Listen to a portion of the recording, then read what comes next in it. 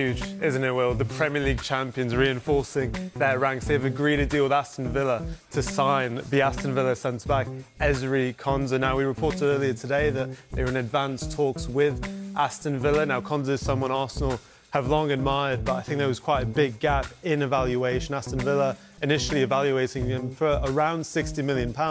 Arsenal have been able to bring that down to £51 million. And this is hugely significant, Will, because, you saw how powerful they were against Manchester City on Sunday. And you still look at the options they had in that position with William Saliba out. They had Gabriel, Mosquera, Pierre and Capier on the bench as well. But this Arsenal side under Mikel Arteta, it's another sign of intention to retain their title and also go for more. Ezri Konsa, an England international we saw in the World Cup, coming off a huge Europa League win as well with Aston Villa. Just feels like huge news that Arsenal have agreed a deal for Ezri Konsa for £51 million.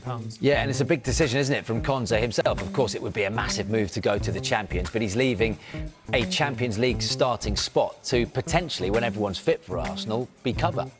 It's a valid point, for sure, but there's been a huge summer of change at Aston Villa, Will. I mean, it's an absolute valid point that they'll have Champions League football, but they've also lost some hugely significant players. In terms of Yuri Tillmans, Morgan Rogers, Emi Martinez's future looks uncertain. I think at Arsenal, you do have that gap with William Saliba out for the foreseeable future. Who knows when his comeback could be? It looks like it could be at the end of the year.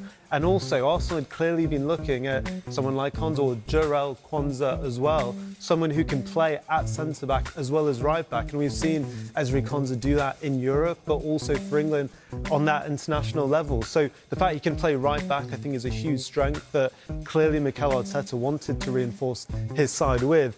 But you list the defenders they have, at full-back as well, with Miles Lewis-Skelly, with, Ben White, with Ricardo Calafiori.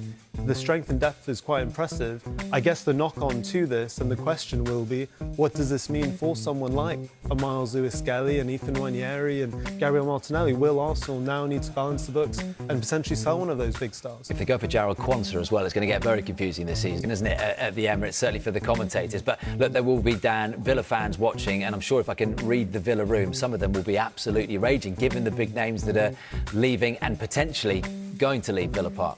Absolutely. And I think the shock of some of the moves, I think, Morgan Rogers felt like that was always expected. So I think although that hurt to see him, grow up at Aston Villa and perform so well, I think a lot of Aston Villa fans understood that move. But I think, for example, Yuri Tillmans joining Manchester United, that felt like it came out of nowhere with that release clause. Emi Martinez is in another situation at the club for the second summer in a row where it looks like he is likely to depart. And we know Ollie Watkins, who has been such a key figure at the club in recent years. I've used to cover Villa quite extensively. He is a huge fan favourite. He's attracting interest. And I think my colleague Anton said it earlier, it feels in the summer that almost every player at Aston Villa has a price, and I think this is another example of that, with Arsenal agreeing £51 million for Konsa. But then now you wonder, will Ollie Watkins stay at the club? What are the other squad members thinking about all of these departures? The only thing you would say is Unai Emery has done an incredible job rebuilding this team over and over again, competing with the best, not just in Europe, but in the Premier League. So it's another huge job on his hands. And what do we read into the Arsenal transfer strategy? The fact that Bruno Guimaraes is the same age as Ezri Konsa, 28, that they're not interested in, well, they may well make some of those signings, but in terms of the tried and tested, that's what they're going for here now. Two players that they know can slip in and start big games for the champions. Absolutely. And, you look at the signings, it's just an absolute sign of intent. You look at the performance in the Community Shield, and then you add Bruno Guimaraes to that squad, you add Ezri Konsa, another seasoned Premier League player. To answer your question, it's screaming, we want to win as many competitions and trophies as we can now. If it was an NBA or NFL terms, you'd be calling them a win-now team, and that's what it feels like under Mikel Arteta, having really built this squad at the beginning of his tenure. It feels like a second phase of the Mikel Arteta era already, where they are going to be the favourites for most competitions, if not all of them, that they compete in.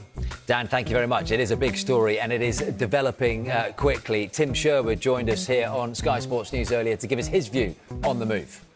Huge blow for Villa, and they keep losing the big experienced players. But listen, never rule out Villa with Unai Emery in charge. There are something up their sleeve, but it's disappointing for all Villa fans to lose their best players, and he certainly is one of them, and he would be a big plus for Arsenal's squad. It's an interesting one, just because of how highly thought of he is in Aston Villa, but how do you turn down the league champions? And you are guaranteed you're going to play for the first few months. And then does he back himself and think, I'm going to stay in the team, which is going to be difficult, because we know how strong Arsenal's defence were last year. So it is a great move for him. You know, he's going to be thinking of himself and think, I'm going to the champions, I'm going to be playing Champions League, we're going to try and win everything, so he can't turn that down. Usually consistency, like he played a 38-game season followed by a 35, 34, 34. He's always pretty much there for Aston Villa. His injury record is pretty much exemplary. And also the fact that, look, you've got Arsenal talking about, you know, they're the kings of rhetoric in this pre-season, right? They're talking about wanting to become the best club in the world and compete with the likes of not just in Premier League, but European domination, world domination, all these kind of things. Well, that's going to be really enticing for a player like Konsa, who's journeyed through the EFL and got through Aston Villa and now sees this as potentially as a huge step. So he's probably hearing those things. We're getting really excited for what Jeff said, getting to compete with those kind of things. And at a time when, like we said, Villa's in a state of flux. Does he want to be the guy that's kind of the centerpin, the linchpin of the rebuild, or is he the guy that feels like it's time to move on? That's what he's got to figure out.